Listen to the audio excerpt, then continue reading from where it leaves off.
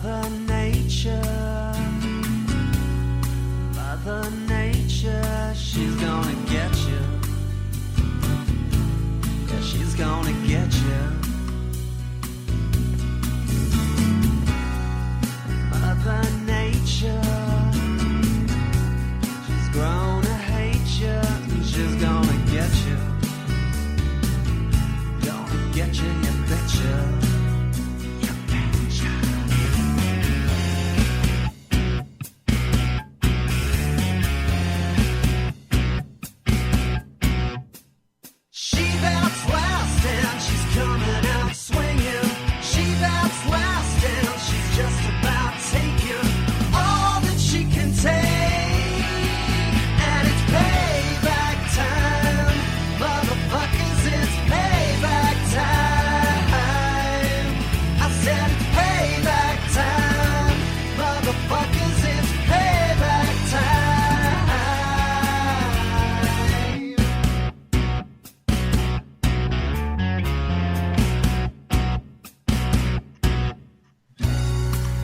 Every year of my life, that's almost 52 years so far, the world has become a worse and worse place. Every year we have polluted more water than the year before.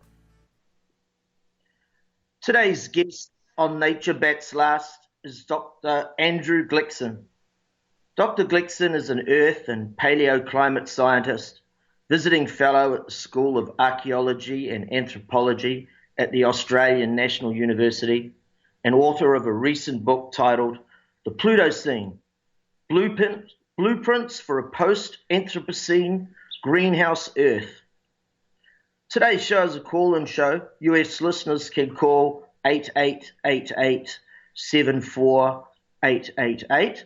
Overseas callers can dial 01-60-556-25119.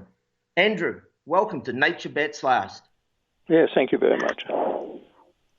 It's an absolute pleasure to have you on the show, sir. I'd like to discuss a number of the issues you've canvassed in your latest book, including the prospects of us facing a nuclear winter and leaving the planet bathing in ionizing radiation, an order of magnitude greater than what we've already released into the atmosphere, oceans, and land masses. Would you like to start there, sir? Yes, sure. What is the question? Well, just tell us about how you think we're going to make this transition from where we are today to the post-Anthropocene greenhouse Earth. Well, I don't have any magic insight into the future. I'm looking at what's happening at the present time. And what's concerning is that many people are not aware of the trends of the twin existential dangers of global warming or climate disruption and of the nuclear threat. We have been aware of the nuclear threat now since World War II, but as to the pace and the scale of climate change, I think many people have only woke up to it, well, maybe 10 or 20 years ago. And the writing has been on the wall in the sense that in terms of the nuclear threat, well, it's still a question of the probability of it happening. And I feel the probability is very high. Many people are saying it now. In terms of global warming, which is more in my field, I fear the train has left the station. I'm tragically agreeing with you 100%. You wrote an open letter to the Australian government and received no reply. I sent my blog post to various members of the New Zealand government about the oil giants Shell and BP having been caught discussing in internal emails a temperature rise of 5°C by mid-century. This was exposed in an article published in the British newspaper The Independent on the 27th of October last year. A lot of us have talked generally about the fact that industrial civilization won't be able to survive a 4 degrees C temperature increase. Could you give us your thoughts on that? Yeah, well, before I do that, I'd just like to comment. The letter was signed by 204 scientists and sent to the Prime Minister. It was not published by most mainstream media, only by a couple of minor ones, so there appeared to be some degree of cover-up. As to a reply from the Prime Minister, after some weeks we did get a formal reply. It does not really address our concern, only cites the official line. Now, you're asking about the transition, right? Correct. Well, I feel we are looking at a transition now. Every parameter, as far as the climate is concerned, is actually rising up. But it's not a linear rise. It's a jagged line. The variability, rather, is increasing, which means you get heat waves, but you also get cold snaps, such as you see now in Northern Europe and so on. And that's because the Arctic is melting, and the stratospheric jet stream is also modified, changing, and allowing cold air to be injected from time to time to the south.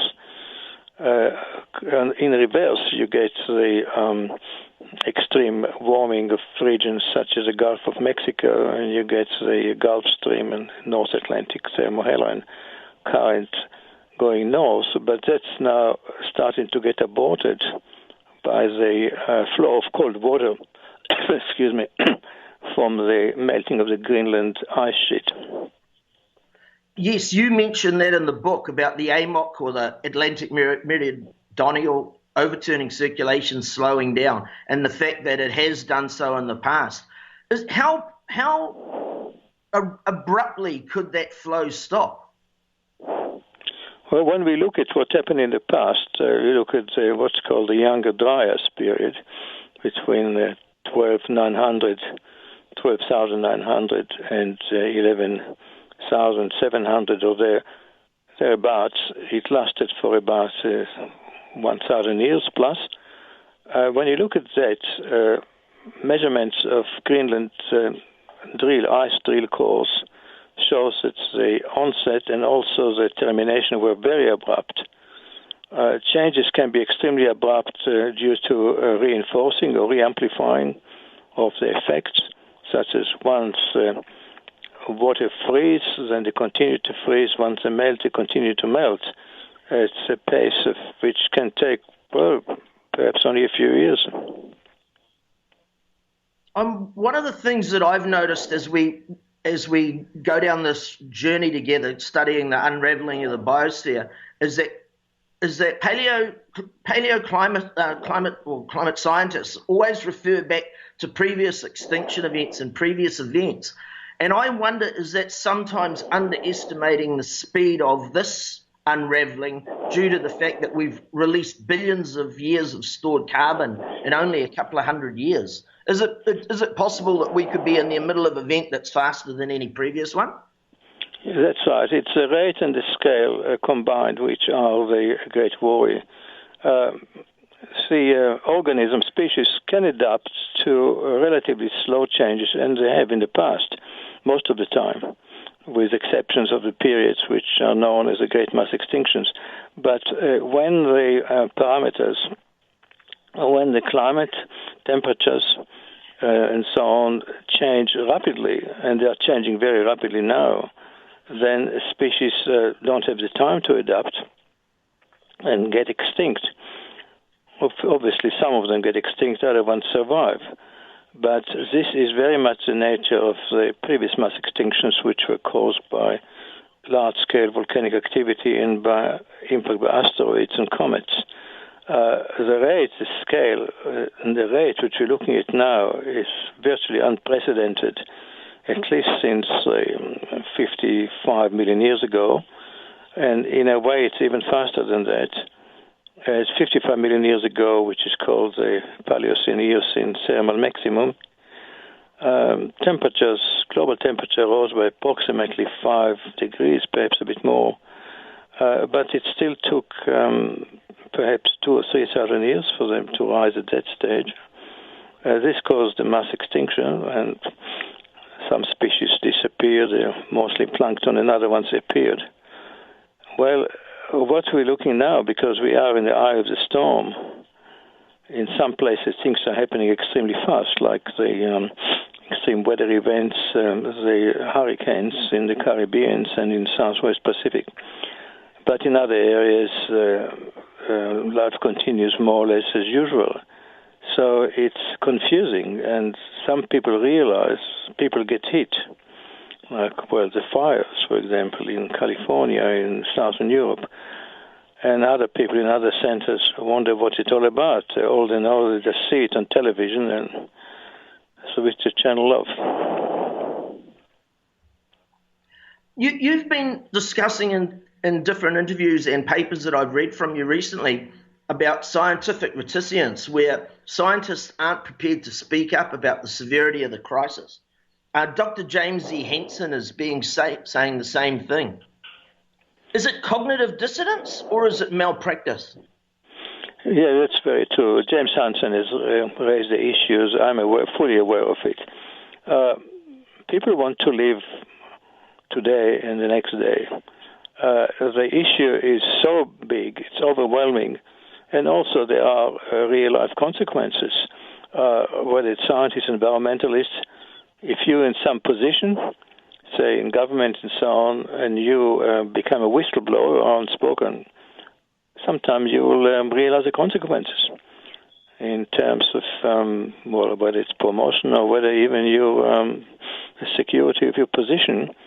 Besides, people don't like to find themselves in a Cassandra role. You know, Cassandra was given a foresight by the gods, and she was telling people about it, but everybody was moving away. That's a very common social and psychological response, which climate scientists realize and experience. So they're being careful, perhaps too careful. I understand that phenomenon completely.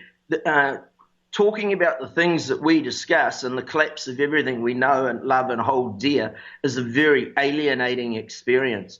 I found that where people have this manic attachment to hope, irrespective of whether there is any or not. I'm always being told that I'm being too dire and my prognosis is too horrible, and it's not leaving hope for people.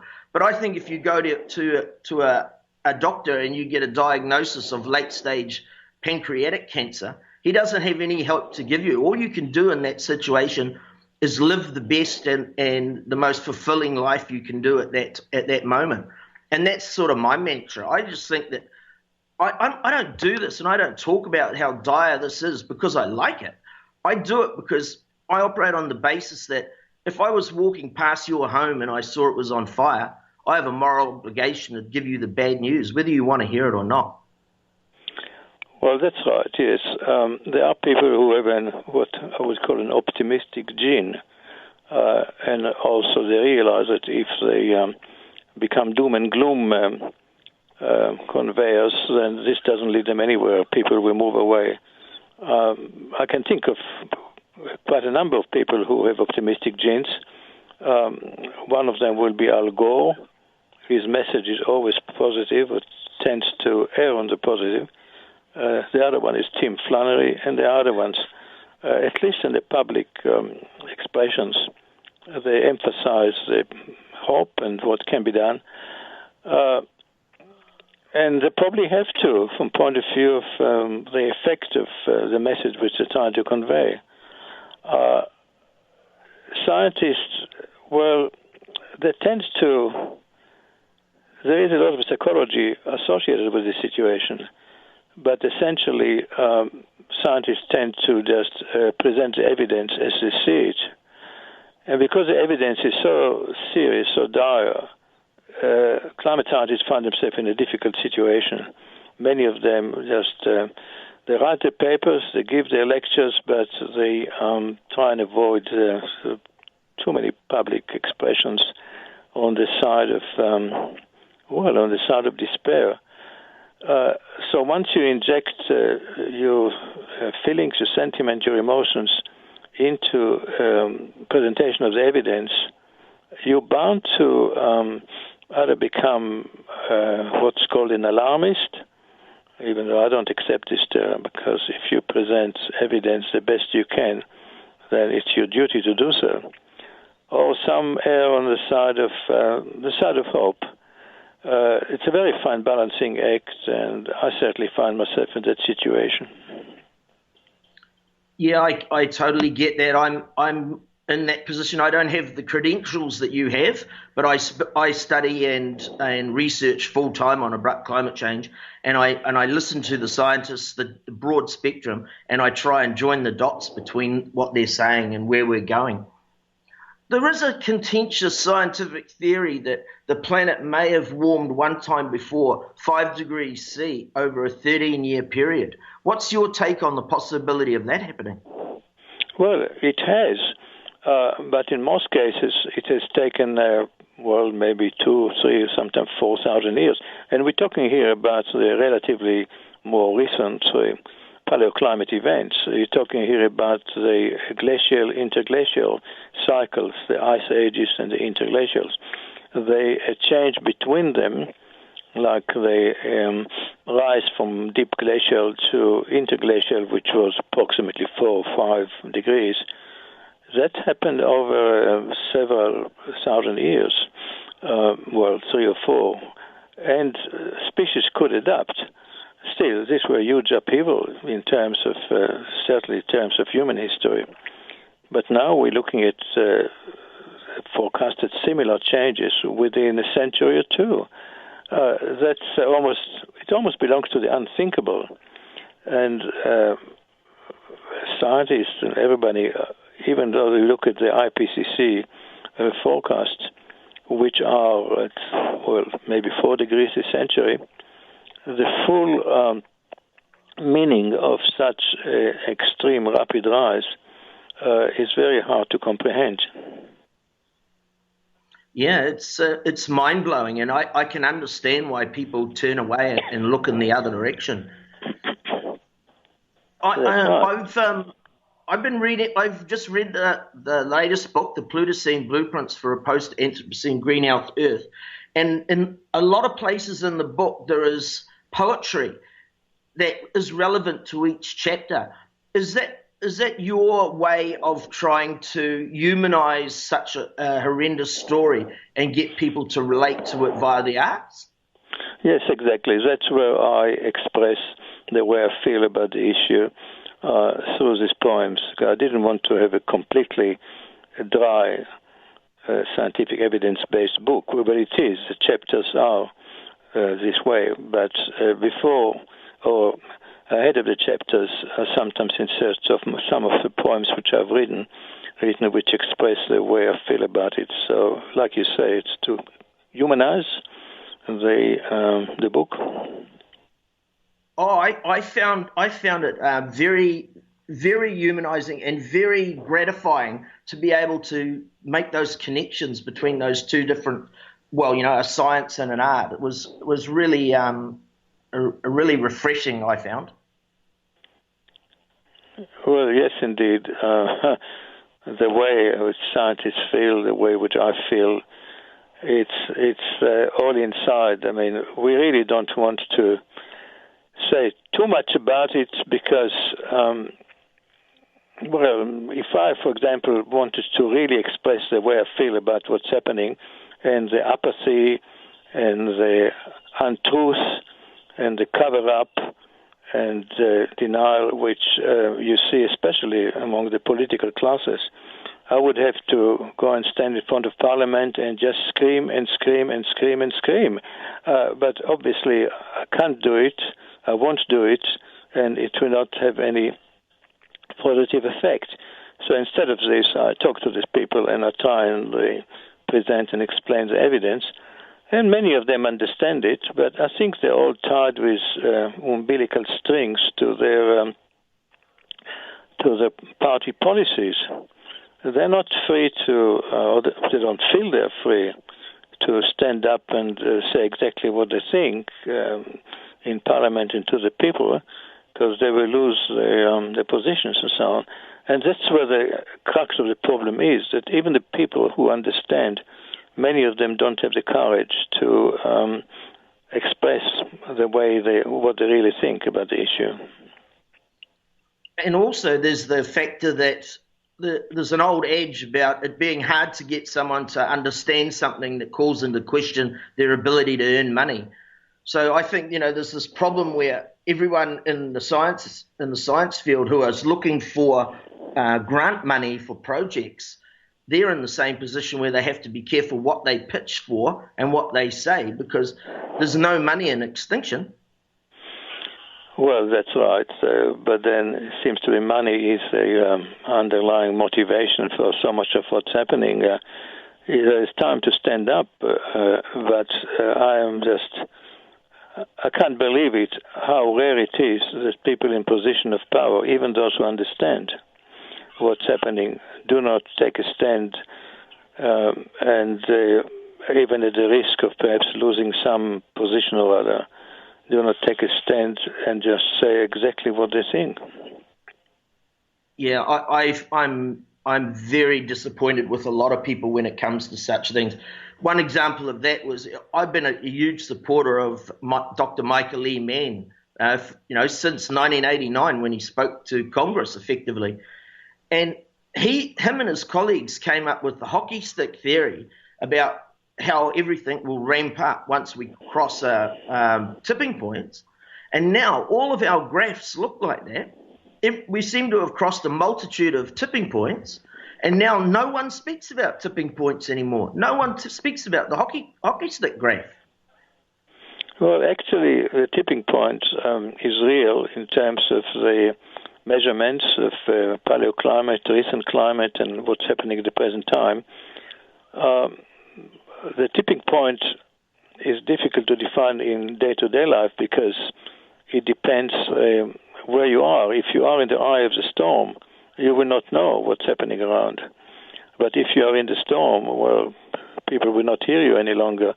Like with this events, this series of hurricanes in the Caribbean, but also in the Philippines and the Southwest Pacific, it has destroyed communities and people's lives.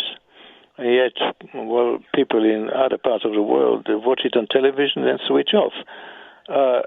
It is happening, but not everybody is aware until it actually reaches home.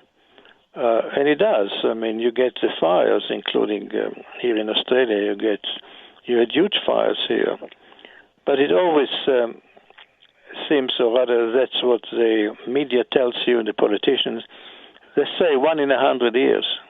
They're not telling the truth because the rate and the scale of extreme weather events has been rising and rising and rising. It has been monitored by, among other, insurance companies. So the whole phenomena is people don't want to believe it until and unless it reaches home. And by the time it reaches home, well, it's a little bit late to do very much. I love your analogy of being in the eye of the cyclone. I'm an ocean sailor. I've done 16 ocean passages on small cruising yachts under 90 feet. By small, I mean under 90 feet. And one time I was holed up in a remote bay, and there was a catastrophic, very, very bad storm blowing, but I had no VHF or cell phone coverage, and I didn't have any satellite communications on the boat. So I didn't know what was happening. All I knew was that there was a terrible storm. And then it started clearing up, and I watched the barometer rise, and my wife and I decided we would go somewhere else. And we sailed out. This is the epic fail of my sailing career. I sailed out into a cyclone because I was lured into thinking, because it had gone quiet, I was lured into thinking that the storm was abating, whereas in reality it was I was just in the middle of it. Well, I really envy your experiences. I wish I had any similar experiences like this because I haven't been sailing very much. I'm actually, by training, I'm a geologist and been going bush into the outback just about every year over the past many years. Yes, I admire people like you and what you do, and you are right at the front of what's happening, and it's good for the soul. At least when you try and do something and venture out, you know that you are not accepting this threat, the danger of lying down. You are taking a stand, and you can keep your integrity and your self-respect. Thank you very much. One of the first things that triggered me to the severity of our crisis was, first of all, I was at the Tokyo fish market one dawn many years ago, and I walked in to see how much fish was being sold that day in Tokyo, and I burst into tears. I was standing there looking across it, and it just dawned on me that this was unsustainable. This is 30 years ago. And I knew instantly that we could not carry on vacuuming that number of fish out of the oceans. And then later on, as my offshore sailing career developed, one of the things I noticed was the flying fish disappeared. When I first started doing ocean passage making, we would see heaps of flying fish. Often they'd hit the sails or hit the side of the boat, and we'd go and scoop them up, and it was the easiest fishing I've ever done. But over that time, they disappeared. And my initial worry, or my initial thought, was that it would be due to overfishing. Then I delved into it more, and what I realized was that overfishing is an issue, but ocean acidification is a huge player in this as well. And you know better than me that maybe 80% of the carbon and warming that we emit is absorbed into the oceans, and it's becoming more acidic. What do you think are the chances of us facing can-filled oceans before too long? Well, it's happening now, like you've been observing it. This is mass extinction in our lifetime. What do I think? Well, it's a combined threat of ocean warming, like to the Great Barrier Reef, and acidification and overfishing and these walls of death and God knows what else. Question is, how long can it go before civilization is unable to continue with its destructive activities? I tend to think that it's between 2 and 3 degrees and so on. The combination of extreme weather events, sea level rise, which threatens some very large industrial areas in northeast China and in Europe and so on, will affect the ability of industry to continue with its destructive activities. So nature will take care of what's happening in that way, but it will be a very terrible way for us, because it will mean that food production will decrease and many people will be even hungrier than they already are. I mean, all the signs are already there, this mass migration of people, whether it's Rohingya or whether it's the Syrian, and as sea level rise, it will have to be Bangladesh and even Egyptian in the delta areas and the Mekong and so on. Sea level rise is a real threat now. I mean, it has been, but it tends to accelerate as the large ice sheets in Greenland and Antarctica are collapsing. You mentioned the Great Barrier Reef, and we've witnessed in the last few years the worst bleaching event ever to strike the Great Barrier Reef. And a little known fact about Cyclone Winston, which was the first Category 5 cyclone to ever hit Fiji. It tracked across the Coral Sea and dumped a large amount of cold water on the Great Barrier Reef, which mitigated the bleaching event. The Australian Bureau of Meteorology could slip into another El Nino event this autumn, this Southern Hemisphere autumn. I believe that the Great Barrier Reef is in hospice now, and that the next serious El Nino could be the death knell for it. And yet in Australia, there's so much money derived from tourism around the Great Barrier Reef that no one seems to be talking, or not no one, there are a few scientists that have been very, very frank about the situation, but the government in Australia, the cognitive dissonance is spectacular. They have one of the world's most spectacular oldest and largest living organisms on their coastline, and they continue to mine coal. And they even wanted to build the Adani mine and railway line and ship it across the Great Barrier Reef. Yes, what's happening is criminal, really. Australia, as you know, is a world-scale miner and exporter of coal, and it's this many tens of billions of dollars, which, once again, it comes to money. These people, they either don't understand or don't want to understand, or they're just bound to vested interest. But what worries me even more is that the population seems to be only partly aware. Relatively few people go to protests and marches and so on. When you look at, they go to football games and cricket games and casinos and all the rest of it, fly around the world. When you look at what people do, you start to understand that the politicians just represent what many people actually are doing. If people were more aware and more proactive and had greater courage, this might not have happened. You look at history, and great movements and revolution happened when people could not put food on the table. Well, in our technological society, the situation has not reached this level yet, not for what you call the middle classes. So life goes on from day to day. People are captive to day to day, and captive also to the electronic world, to this.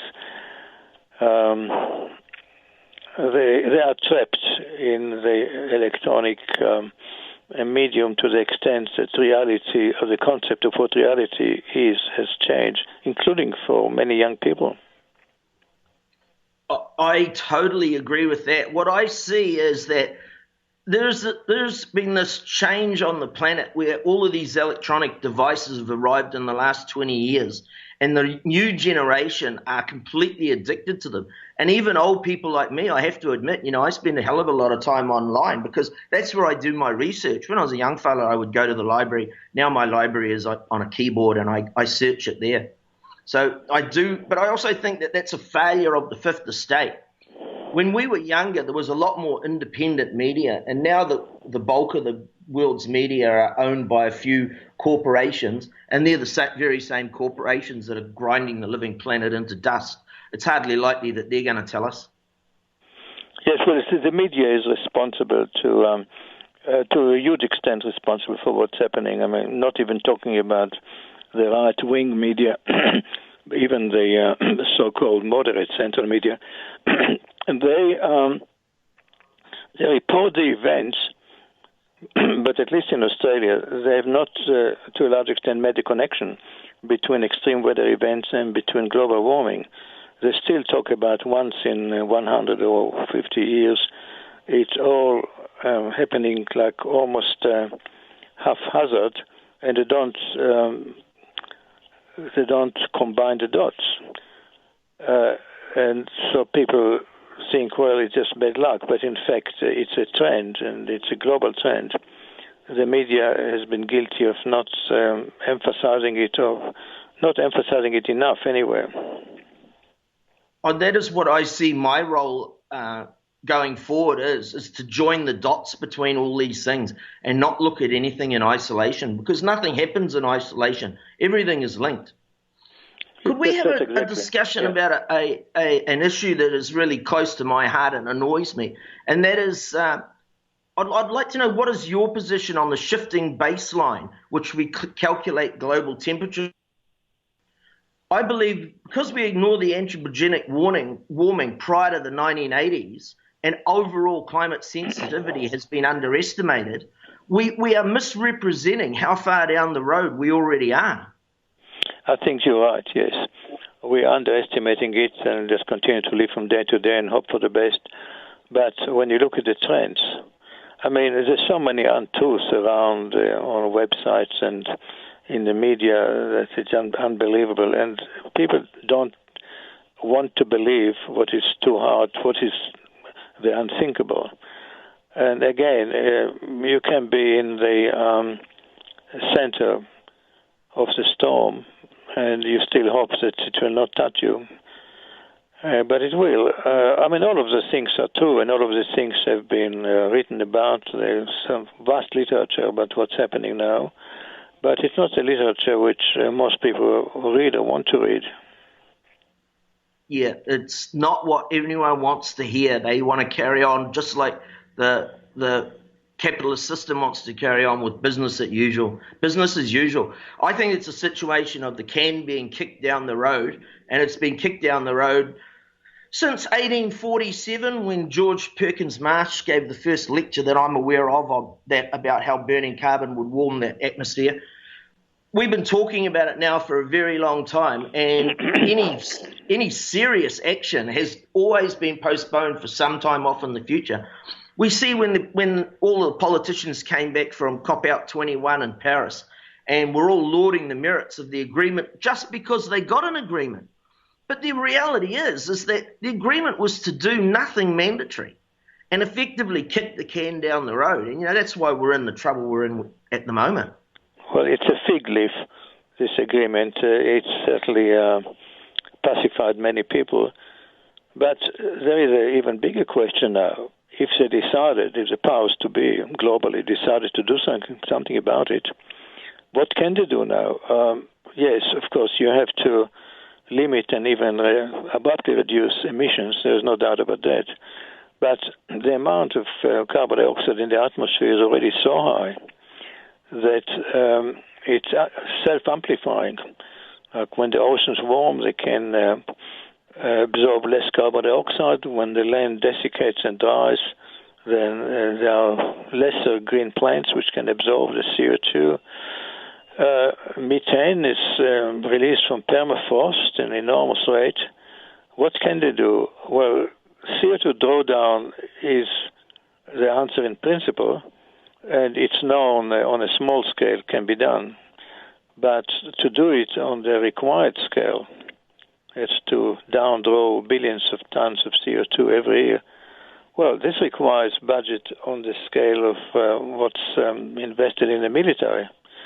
But that's not happening. It seems that money and conflict and war are dominant in our world, and instead of defending life on the planet, what they're doing is creating even greater nuclear monsters, which now threaten life from another angle. The whole thing, when you think about it, it makes you tear your hair off and just want to go away. But I think, there is a duty for people like you and people like me to keep on presenting the evidence to people, whether it has an effect. I'm at this stage not particularly optimistic, I have to admit. I believe that anyone who knows how bad the situation is has a moral obligation to speak up. And I use the analogy of pointing out that your house is on fire.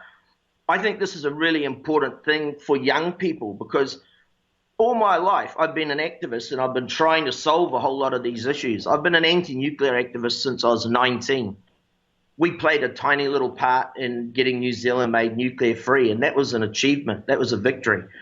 We fought the anti-apartheid struggle in New Zealand, and we played our part in seeing the end of apartheid. Those are important victories. We're not going to be able to solve this predicament. We're so far over the cliff and heading into Armageddon that it is what it is. But we still can be honest about it, and we can still take the pressure off young people by saying to them, I think it's wrong for anyone to say to the next generation, they have to fix this problem that there's no fixing it. They have to do the best they can for themselves and prepare the best they can for the coming chaos. But I think it's morally indefensible to tell young people that they have to fix the unfixable. Well, that's right. And we have to answer to ourselves, and you are clearly doing it. So good on you. Once you've done all you could, at least you develop some degree of peace of mind that you've done all you could do. Good on you. whether it's going to have effect out in the world, well, who knows? I hope you have optimistic genes. I wish I did. It certainly helps with this situation. And otherwise, except for that, life has always been in the present, even in the so-called good old times. Well, my grandparents lived through World War One. My parents lived through World War Two. There have been horrible, horrible situations in the past, so we are not unique in this respect. It's only that we have now this global outlook, whereas people in the past had perhaps a more regional one. But given all that, life has always been for the moment, for the present, and that's a way of trying to cope. It's all we can do at this stage, I'm afraid. In your writing, you've gone into a lot of detail about the fact that we've already left the planet bathing in ionizing radiation, and that after the collapse, we will see nuclear power station meltdowns. And because of the psychopathy of a lot of the people who are involved in the military-industrial complex around the world, there's a high chance that we'll suffer from having a nuclear exchange in anger, which so far we haven't had. We've only had one nation drop a few nuclear bombs on civilians in Japan, but we haven't had a full-on nuclear war. I'd like to ask you, what do you think the chances of a nuclear war or the meltdown of those 450 nuclear power stations and their attendants spent fuel pool fires, what do you think are the chances of that stripping away the atmosphere completely? Oh, they will not strip the atmosphere completely. The book contains a number of examples of close calls over the last 60, 70 years as far as nuclear exchange is concerned. Just by accident, the possibility of accident is just as high as that of deliberate nuclear war. I think deliberate nuclear war is possible, but an accident is even more so, because once they have set up all these systems, they set themselves to the probability of accident has been always very high, and when you have tensions, political tensions now between the superpowers, the possibility is even higher. And once it starts, it's hard to imagine how it can be stopped. What do I think about? I think it would be a mistake to think that the planet itself is in danger. The planet has undergone and faced huge mass extinctions in the past. There have been lulls, periods of which the level of biological activity has declined dramatically, but some species have always adapted, and after such a hiatus, life came back again. So the planet itself is not in danger. Humans are in danger, but I also tend to think that there will always be some humans surviving in certain niches, ecological niches, especially in the north, where temperatures still, even though they're rising faster than anywhere else, temperatures in the north will still remain within breathable range or limits. So this total scenario of atmosphere being stripped and so on, I cannot see that. What I can see is that civilization itself might collapse and will become a scenario of warring tribes, people trying to survive here, there, and everywhere on a local basis. Oh, compared to me, you've got the optimistic gene. That's my gallows humor slipping in. I'm sorry. Andrew, what do you think of this nuclear psychopaths who have their finger on the nuclear button? What do you think of the chances of them deliberately starting or using nuclear weapons to create a nuclear winter scenario? Well, the nuclear scenario is now in the newspaper just about every day with regard to North Korea. But it can spread very easily. Once nuclear bombs explode, the response, use them or lose them kind of scenario, each side will want to preserve their capacity to fire nuclear missiles, but because they are threatened by the other side, they might shoot them anyway. So you're asking, what do I think? I try not to think too much about the consequences because it belongs to the unthinkable.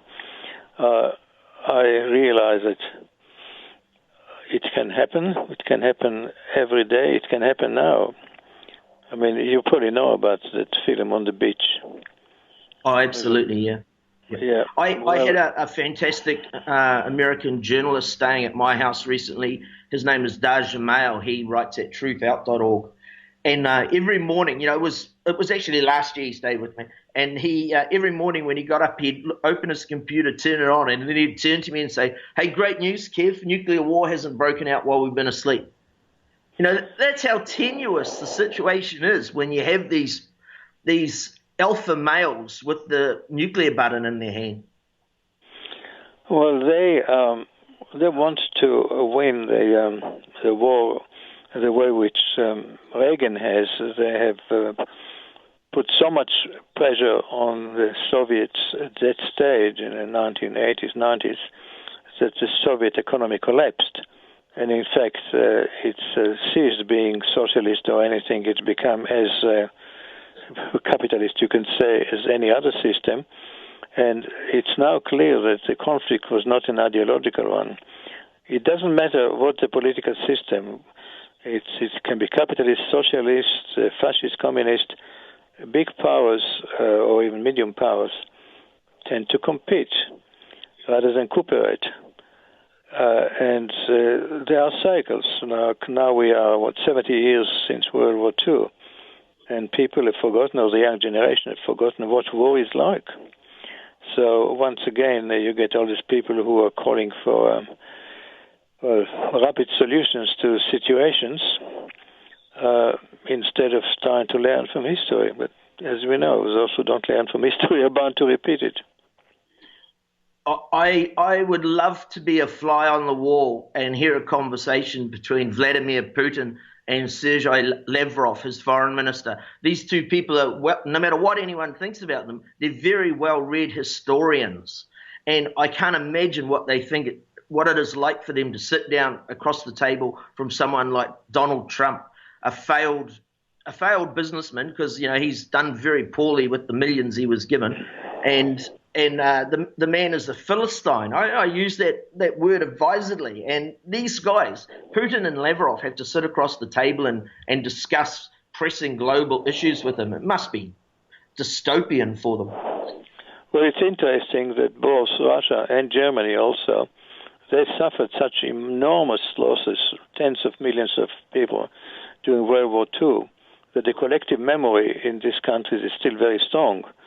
And they are trying to be careful, but in the West, well, whether it's US or Canada and Australia and so on, well, we have sent troops overseas, and many of them didn't come back.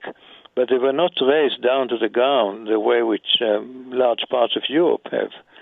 So the collective memory in Europe is such that there is a great resistance towards nuclear war. But I am fully aware of that issue because I had the good fortune to fall in love with a beautiful German woman, and I lived in Germany for a while. And as a slight mistake that got made or a fight that developed between Rajiv Gandhi and the New Zealand Prime Minister, Robert Muldoon, I got deported from India to the Soviet Union in the mid-'80s. And I was treated really well in the Soviet Union for the couple of days that I stood there before I got shipped back out of the country. I didn't get sent to a salt mine in Siberia, but I did interesting conversations in both of those countries with older people who are completely conversant with the dangers of war, and they are really opposed to it. And there's that age-old saying that it's only people who haven't been to war who want to send other people's children off to war. Yeah, well, that's right. It's a memory of individual and collective memory. Well, you had some incredible experiences, a very interesting life. Yeah, it is. It's been a wonderful ride, and unfortunately, I'm spending the last part of it chronicling the unraveling of the biosphere. But I feel like I have a moral obligation to do it, both to the youth of the world, but also to Gaia, to the planet. The planet has been so wonderful to me. I'm in debt, and I'm going to try and settle that debt before I leave. Yeah, you really ought to write a book, from what I understand. Well, I have a whole lot of short stories, and I've never really published them, but I'll motivate myself and I'll do it. They're all on a theme called Brushes with Death, because I've had so many over so many years. So, yeah, I should put it together. Thank you for your motivation. Hey, one thing I'd like to discuss is in the book, you talk about the Chinese nuclear tests at Lop Nor, and I quote you, according to Dr. Toti, a Chinese medical doctor of the 1964-96 nuclear tests, may have resulted in the deaths of a few 100,000 people as a consequence of radiation produced from at least 40 nuclear explosions. Now, that's end of quote. I find it incredible that the nuclear industry have been able to cover up the level of deaths associated with the folly. If you go to Wikipedia, you won't see anything remotely like that number, that death toll. If you go and look on Fukushima Daiichi, it'll say there's only a few people died. Whereas in Japan, there was a massive spike in stillbirths and babies being aborted. And, those people died as a result of Fukushima Daiichi. So, it's very difficult for people to know how bad the crisis is in every respect unless they go to alternative media and critique it very carefully and find people who are joining the dots and pointing it at it rather than looking at things in isolation. Well, that's right. This is a medium to long-term effect, and they're not always being followed up or monitored. And, of course, the nuclear industry and their supporters and government, they don't want these long-term results to be monitored. But it's true that there are now large territories of land around Chernobyl and around Fukushima and elsewhere, where levels of radiation is far too high, well above what's considered to be the safe limit. And if you go to Japan, if you have a look what they've done of changing those supposedly safe limits, since Fukushima what the acceptable level of ionizing radiation or radionuclides is enormously. What it was 7 years ago before the disaster or the triple disaster and what it is now, there's no relationship between them whatsoever. No, well, there are levels which could only affect people's genetic makeup in the long term, like 2 millirads or so. But the level for industrial workers, of course, are much higher, 50 or so. And the results are not immediate and not obvious. So you really want to read what the medical science writes about it. But there will be all this vested interest to say that there is no worry. There always will be. Once again, just follow the money. Follow the money. It's a mantra we need to observe all the time. I am a little interested in what you said with regarding humans, being some pockets of humans surviving, and that you thought it was more likely to be in the northern hemisphere. I would have thought the bottom of South America and the bottom of New Zealand would have been possibly two of the places that would have held out longest with habitat as a result of us having the biggest part of the cryosphere nearest to us. Could you comment on that? Yeah, the Arctic is one huge region where people could survive as far as temperatures go. There are other factors, the effects on wildlife and radiation and so on, it's hard to predict. But you're right, the southern tips of Patagonia and New Zealand are also places where humans could survive. And there also are high-rise ocean islands. The atolls, the low ones, would be overtaken by sea level rise, but there are also volcanic islands. People, I think, are so adaptable. Well, many people are so adaptable, especially those who have kept a native culture and live off the land. To a large extent, some will survive. I mean, I don't want to indulge in any total scenarios. It will be terrible enough as it will be, but to say that everybody will perish, that's not based on any...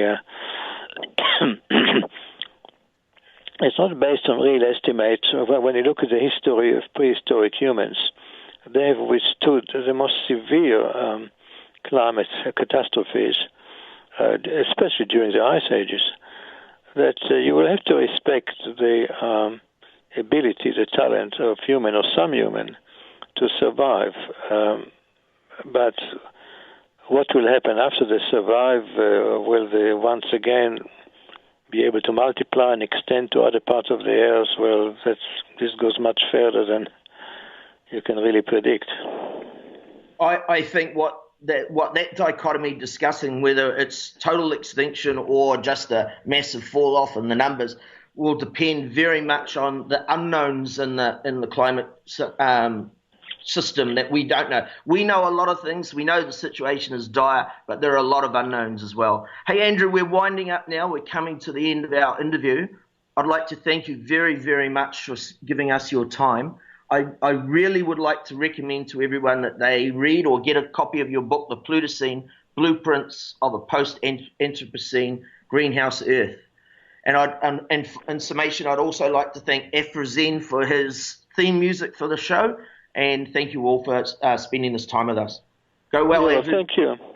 Yeah, but thank you. I'm impressed by your experiences. You sound like someone who has really achieved so much in your life. So good on you.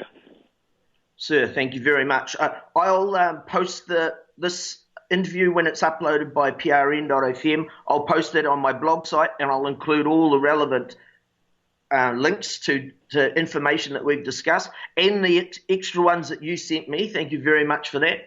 Go well, sir. Look after yourself. Yes, thank you. I look forward to get the link to your program.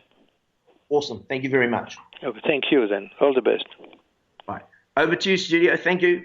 Have a great extinction, everyone.